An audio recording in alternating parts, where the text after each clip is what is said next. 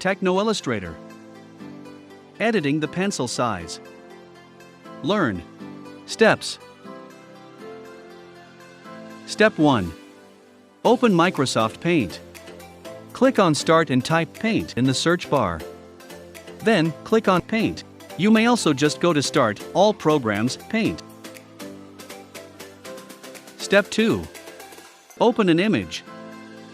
Click on File. Open. Select File to be open. Click Open. Or press Alt-F. Press O. Select File to be opened. Click Open. Step 3. Use the Pencil tool. Click on the Pencil tool. Click the Size tool. Click on the biggest size, 4 pixels. Encircle the items related to Jose Rizal. Step 4. Save an image. Click on File. Click Save As. Upon clicking Save As, the Save As window will appear. Find the folder where you want to save your file.